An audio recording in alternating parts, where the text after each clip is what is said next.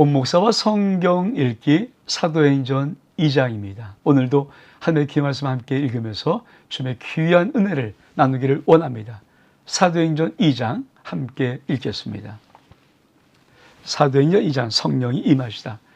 오순절 날이 이미 이름에 그리 다 같이 한 곳에 모였더니 호련히 하늘로부터 급하고 강한 바람 같은 소리가 있어 그리 앉은 온 집이 가득하며 마치 불의 혀같이 갈라지는 것들이 그래 보여 각 사람 위에 하나씩 임하여 있더니 그리다 성령의 충만을 받고 성령이 말하게 하심에 따라 다른 언어들로 말하기를 시작하니라. 여러분, 우리가 사도행전 1장에서 무엇을 봤습니까? 너는 아버지께 약속하신 것을 기다리라는 거죠. 누가복음 24장 49절의 말씀을 이어서 기다려라. 그리고 성령을 받을 것이다. 성령의 세례를 받을 것이다. 그런데 그 성령의 세례는 뭐라고 말씀합니까? 성령 1장 8절 오직 성령에게 임하시면 너희가 권능을 받고 예루살렘과 온 유대와 사마리아와 땅끝까지 이르러 내 증인되리라. 그래서 우리가 지도를 봤어요. 다시 한번 지도를 좀 볼까요? 잠깐, 우리가 예루살렘과 온 유대와 사마리아와 그 땅끝까지, 그렇죠. 그래서 동질 문화권, 유사 문화권, 타 문화권, 이로 복음이 증거되는 것, 그것을 이렇게 봤죠. 이렇게 예루살렘과 온 유대와 사마리아와 땅끝까지. 그래서 예루살렘은 1장 7절까지 8장부터 12장까지가 유대와 사마리아, 13장부터 20장까지가 이 땅끝. 그러니까 사도행전 딱 그러면 1장부터 7장까지 예루살렘, 온 예루살렘, 그리고 8장부터 12장까지가 온 유대와 사마리아, 13장부터 사도 바울이 전도해서 땅끝까지, 그러니까 딱 명백하게 1장부터 7장까지, 8장부터 12장까지, 13장부터 끝까지 이렇게 딱 나눌 수 있는 것이 얼마만큼 중요한지. 근데 이것을 위해서 무엇입니까? 오순절 마가의 성령의 강림이에요. 강림 사건. 그래서 여러분, 이 성령의 강림의, 그렇죠, 현상을 이렇게 말합니다. 자, 그들이 다 같이 한 곳에 모였는데 호련히 하늘로부터 급하고 강한 바람 같은 소리가 있습니다. 그리고 앉은 온 집에 가득합니다. 그리고 마치 불에 혀같이 갈라지는 것들이 보이기 시작합니다. 그리고 그 불에 같이 것이 각 사람이 하나씩 임하여 있더니, 그러니까 강한 바람 같은 소리가 있고, 그렇죠, 불에 혀같이 쫙 갈라지는 것이 각 사람이 이렇게 있는 것, 그렇죠, 이것을 봤다는 거예요. 이게 성령 강림의 놀란 눈으로 봤던 환상이고요. 그러니까 그래서 어떻게 합니까? 그래서 성령의 충만을 받고 성령이 말하기 하심에 따라 다른 언어들로 말하기를 시작하니라. 그러니까 성령이 말하기 하시면 계속 이 말씀의 언어들. 근데 이 말씀은 어떤 말이었습니까? 자, 5절에 보니까 그때 경건한 유대인이 천하 각구로부터 와서 예루살렘에 머물러 있더니 이 소리함에 큰 무리가 모여 각각 자기의 방언으로 제리 말한 것을 듣고 소동하여 다 놀라 신기하여 여기 이르되 보라, 이 말하는 사람이 다 갈릴리 사람 아니냐? 지금 갈릴리 사람들만 모였어요. 갈릴리. 근데 우리 각 사람이 난 방언으로 듣게 된 것이 어찌미냐? 도대체 어떤 나라일까요? 우리는 바데인, 메데인, 엘람인, 메소보다인, 유대와 갑바도기아, 본도와 아시아와 부르길라와 밤빌라와 애국과 및 구레네 가까운 리비아 여러 지방에 사는 사람들과 로마로부터 온 나그네 곧 유대인과 유대에게 도는 사람이라. 그레네인과 아람인이라. 우리가 다 우리의 각 언어로 하며 큰일 말함을 듣노다. 다 놀라 당하며 이르되 소리되 이게 어찌된 일이냐 하면 어떤 조롱하여 이르되 이 세수를 취했다 하더라. 여러분, 오순절에 성령이 강림하실 때 놀라운 사건이 일어납니다. 그것이 무엇입니까? 여러분, 그것은 놀랍게도 성령이 오셔서 현상, 첫 번째 급하고 강한 바람 같은 소리가 확 차고 갑자기 불의 혀같이, 이런 불입니다. 불의 혀같이 혀가 갈라지는 거죠. 불의 혀같이 갈라지는 이것이 확 있으면서 각 사람이 이렇게 있는 거, 이게 보이면서 이 사람이 갑자기 어떤 한 사람의 말할까 입을 탁 열어서 계속 다른 언어들로 하는 것입니다. 근데 이 언어를 하는 특징이 무엇입니까? 그때 많은 사람들이 예루살렘에 모여 있는데 그 모여 있는 사람들이 자기 나라 말을 그들이 방언을 통해서 듣는 거예요. 자, 모였던 사람은 대부분 다 갈릴리 사람입니다. 근데 이 사람이 로마의 말을 방언하는데 로마 사람이 알아듣고 이 사람이 또 무슨 말 하는데 어디 사람이 알아듣고 하는 그것들, 우리가 한번 이 부분을 우리가 한번 다시 볼까요? 자, 여러분,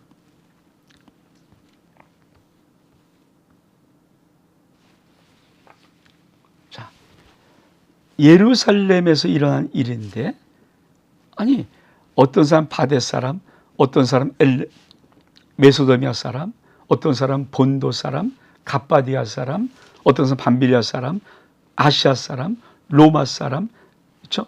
에우, 리비아, 아라비아, 사방 천지에 있는 이 사람들이 갈릴 여기서 와서 자기들의 언어로 듣는 거예요.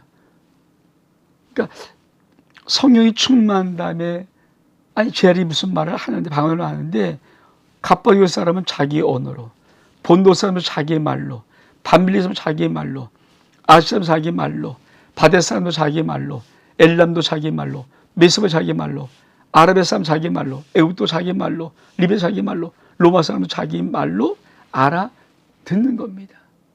이 말을 하는 거예요. 참 놀라운 거죠. 다시 한번 읽어볼까요? 자, 우리는 바데인, 메데인, 엘람인, 메소포타미아, 유대, 갑바도기아, 본도, 아시아. 자, 이게 무슨 우리가 봤던 이 지도잖아요.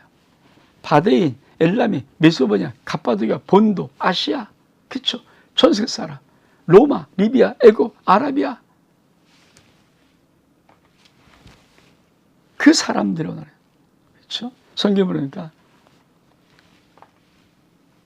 부르기아, 밤빌리아, 애굽, 리비아, 그렇죠? 로마, 이런 사람들이 다 그들의 언어로 듣는 거예요. 그러면 이 역사는 무엇일까? 성령이 오시면서 하고 싶은 가장 큰 역사는 무엇일까요? 여러분, 이 부분을 우리가 좀 꼭 알고 봐야 됩니다.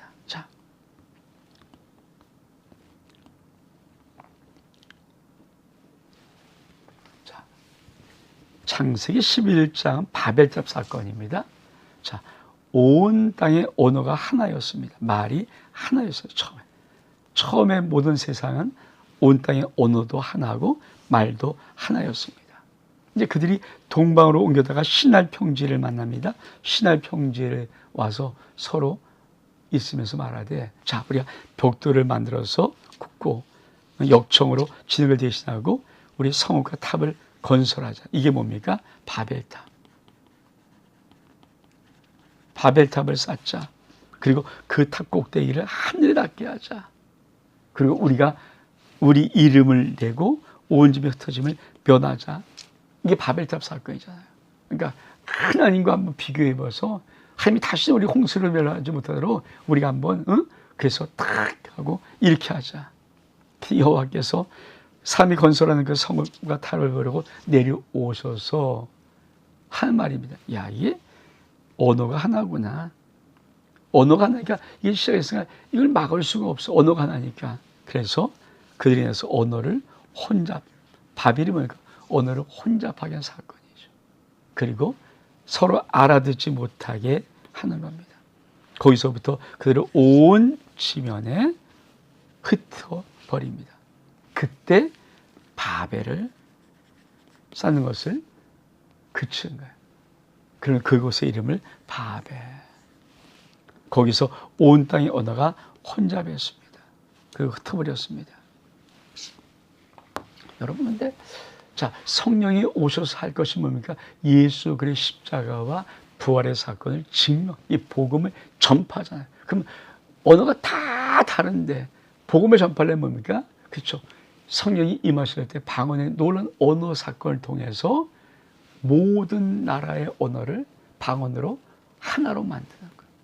그러니까 하나를 만드는 게 아니라 우리가 성령 받은 사람이 방언하는 순간에 메소포의 사람은 메소포의 말로 듣고, 방언 어떤 사람이면 메대 사람 메대, 엘람 사람은 엘람 말, 여러분 리비아 사람은 리비아 말로, 로마 사람 로마, 아라비아 사람 아라비아 말로, 에고비아 말로, 밤비는 밤비아, 이게 다 알아들을 수 있도록 언어를 통일하는 것. 무엇 때문에? 복음 전파 때문에. 누가? 성령이 오셔서. 그래서 이 언어를, 그렇죠. 그러니까 이 사건이 왜 중요한가? 땅 끝까지 복음이 증거하는 가장 위대한 사건은 언어. 그래서 창세기 11장의 언어가 혼잡되고 다 흩어졌던 것이 이 사도행전 2장에 와서 언어가 하나로 되는 놀라운 성령의 오심으로 하나가 된 놀라운 역사를 이룬 것입니다. 여러분, 이 전제를 가지고 우리 다시 말씀으로 들어가기를 원합니다. 자, 베드로가 11사도와 함께 서서 소리를 높여 이르되 유대인들과 예루살렘 모든 사람들아, 이 일을 너희가 너희로 알게 할 것이니 내 말에 귀를 기울이라. 때가 이제 삼시니. 그렇죠? 너희 생각같이 이 사람이 취한 것이 아니라 이 선지자 요엘을 통해서 말씀하신 것이 일렀으되, 하나님의 말씀하시기를 말세에 내가 내 영을 모든 육체에게 부어주니 너희 자들은 예언할 것이요 너희 자들은 환상을 보고 너희들은 꿈을 꾸리라. 그때 내 영과 내 종을 내가 내 영을 내 남종과 여종에 부어주니 그들이 예언할 것이요 내가 또 위로 하늘에서는 기사를 아래는 땅에 칭조를 베풀리니 그 피와 불과 연기로다. 주의 크고 영원한 날이 이르기 전에 해가 변해 어두워지고 달이 변하여 피가 되리라. 그러나 누구든지 주의 이름 부르는 구원을 얻으리라. 여러분, 베드로가 놀랍게 말하는 것이 있습니다. 이 성령 강림의 놀라운 사건은 다른 게 아니다. 바로 하나님의 요엘 선지자를 통해서 이어했던 그 말씀의 성취이다. 요엘서 2장 28절 이하의 32절까지 말씀에 바로 이 말씀. 어떤 말씀입니까? 이 말씀. 요엘을 통해서 말씀하신 말씀이에요. 말씀에 내가 내 영을 모든 육체에 부어주리라. 너희 자는 예언할 것이요 너희는 환상을 보고 너희는 꿈을 꾸리라. 그리고 내가 내 영을 내 남자가 여종에게 부어줄 것이고 그들은 예언할 것이다. 그 마지막 날에 놀라운 축복이 뭡니까? 누구든지 주의 이름을 배하는 구원을 받으리라. 이 놀라운 예언의 성취다. 그래서 성경은 참 놀랍게 하나님이 예언하시고 그 예언의 성취를 말해주고 있습니다. 그러니까 성령 강림의 사건은 뭡니까? 말세에 하나님이 부어주신 사건이죠. 그러니까 초대교회부터 시작해서 예수님 오실 때부터 시작해서 신학자들은 이미 말세가 왔다는 거예요. 그러니까 지금 뭘까요? 말세지 말세 중에 제일 마지막 시간이 지금 어쩜 우리가 살고 있는 이 시대라는 것입니다. 그러면서 뭐라고 말씀합니까? 이세 사람들 이 말을 들으라. 너희도 아는 바와 같이 하나님께서 나서 예수를 큰 권능과 기사와 표적을 너희 가운데 베푸사 너희 앞에서 그를 증언하시느니라. 그 하나님의 정하신 뜻과 미리 아신 대로 내준 바 되었거늘 너희가 법 없는 자의 손을 빌려 못 박아 죽였으나. 누구를 죽였습니까? 예수 그리스도를 못 박아 십자가에 못 박아 죽였으나 하나님께서 그를 사망의 곳에서 불을 살리셨으니 이는 그가 사망에 매어 있을 수 없습니다. 다윗이 그를 가리켜 내가 항상 내 앞에 계신 주를 배웠음이며 나를 요동치 않게 하시며 그가 내 우편에 계시도다. 그러므로 내 마음이 기뻐요 하였고 내 혀도 즐거워하며 육체도 희망에 거하리니 이는 내 영을 음부에 버리지 아니하시며 죄 거룩한 자로 썩음을 당하지 않게 하실 것이미로다. 주께서 생명을 내게 보셨으니 주 앞에서 내게 기쁨이 충만하게 하시어다 하였으므로. 여러분, 이 놀라운 사건을 다시 한번, 그렇죠, 베드로가 무엇을 말합니까? 너희는 들어라.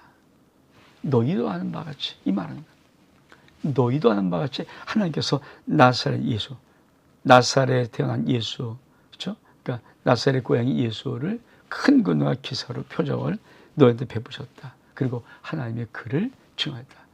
메시아라고. 뭐라고? 메시아. 하나님의 아들이라고.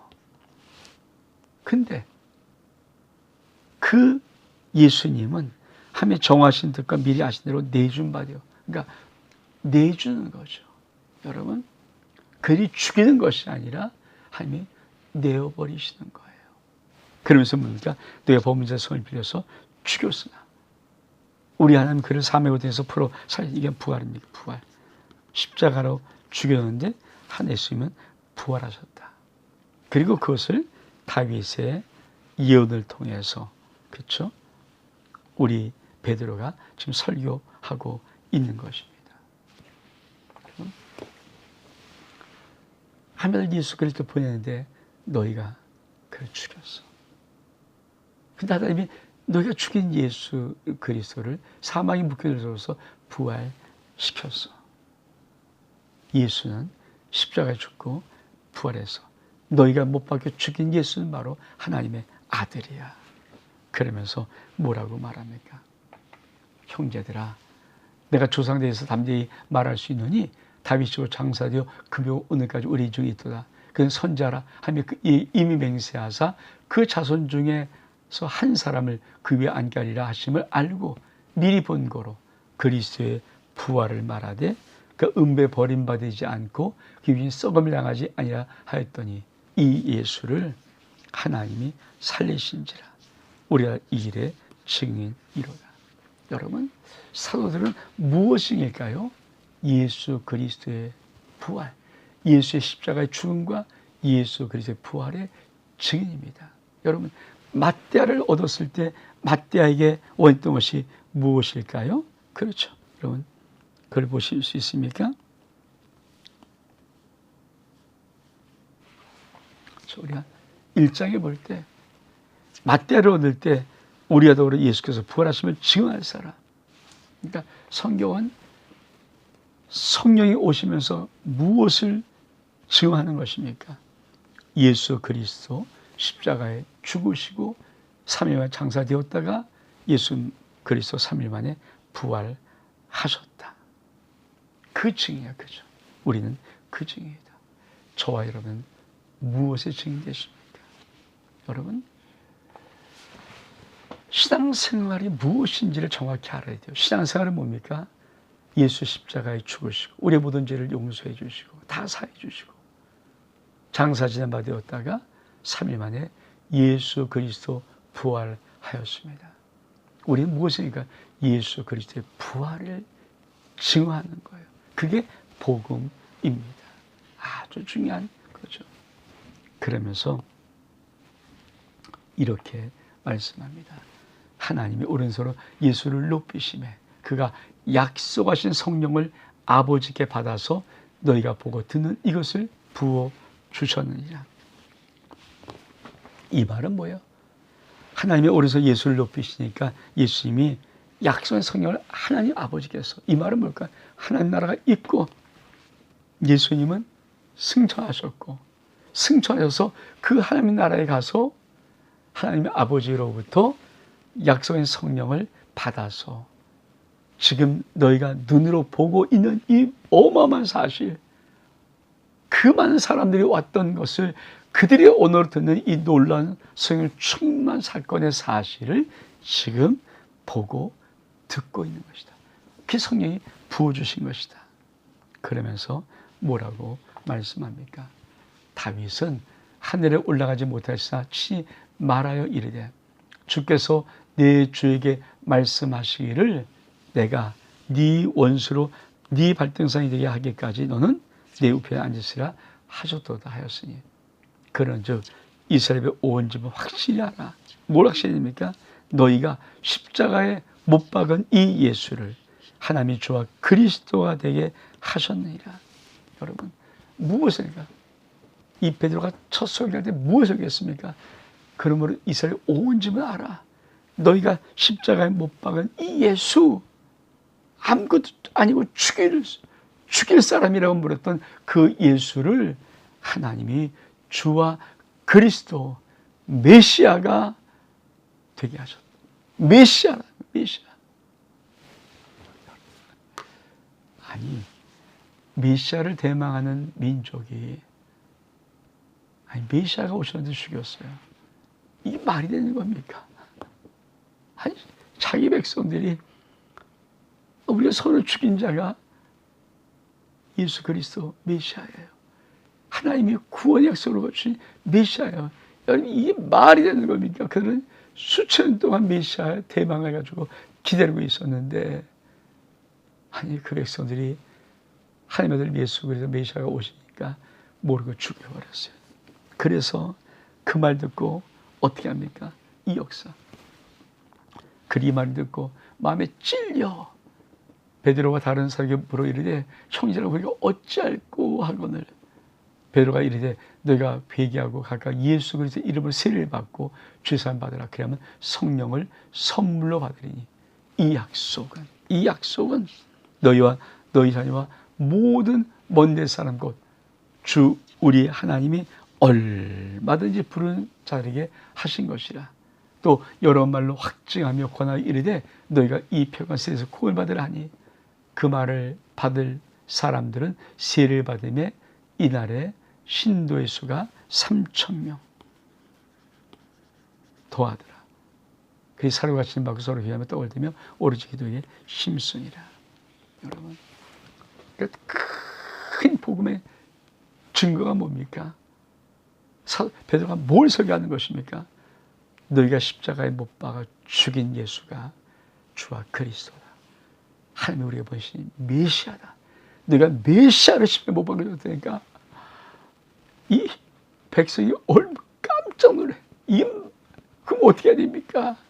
그때 뭐라고 말합니까? 그렇죠? 베드로가 이르되 너희가 회개하여 각각 예수 그리스도의 이름 세례를 받고 죄사함 받으라. 그러면 성령을 선물로 받으리니. 예수 그리스도의 이름으로 세례를 받고 죄사함을 얻으면 성령을 선물로 받습니다. 그 숫자가 몇 명? 3,000명. 이게 이제 예루살렘 교회의 태동이네. 예루살렘의 신앙의 태동, 복음의 교회의 태동이 바로 이 3,000명입니다. 그러면 이 모였던 3,000명은 도대체 어떻게 초대교회 생활했을까? 참 중요한 것. 그렇죠. 마지막 달라. 그래서 서로의 가르침을 받아 서로 교제하며 떡을 떼며 오로지 기도하기에 힘쓰니라. 사람마다 두려워하는데 서로 말미암아 기사와 표적이 많이 나타나니 믿는 사람이 다 함께해서 모든 물건을 통용하고 재산과 소유를 팔아 각 사람의 필요에 따라 나눠주고 날마다 마음을 같이하여 성령의 모기를 힘쓰고 집에서 떡을 떼며 순전한 기쁜 마음으로 음식을 먹고 하나님을 찬미하니 또 온 백성의 칭송을 받으니 주께서 구원한 사람을 날마다 더하게 하시니라. 여러분, 초대교회는 어떤 교회였을까요? 아니, 우리 하나님이 놀랍게 회개하고 성령을 선물로 받은 이 초대교회 공동체에는 하나님의 어떤 은혜를 부어줬을까? 이게 초대교회 교회 모습이 하나님이 세우고 싶은 교회의 가장 기초적인 모습이에요. 가장 기본적인 모습. 요 토대, 첫 틀의 모습. 그것이 뭡니까? 첫째, 믿는 사람이 다 함께 있어서 서로 물건을 통용하는 것. 재산과 소유를 팔아서 가난한 사람이 각 사람 필요에 따라 나눠주는 것. 마음을 같이 해서 성령의 목을 힘쓰고 애써 지키는 것. 떡을 떼며 기쁨과 순전한 마음으로 음식을 먹고 하나님을 찬미하는 것. 이게 뭡니까? 가족 공동체, 밥상 공동체, 예배 공동체, 봉사 공동체, 헌신과 희생의 사랑의 공동체. 그때 놀라운 것은 구원받은 주께서 날마다 더하게 하시는 이 아름다운 역사가 있습니다. 이게 바로 초대교회 모습입니다.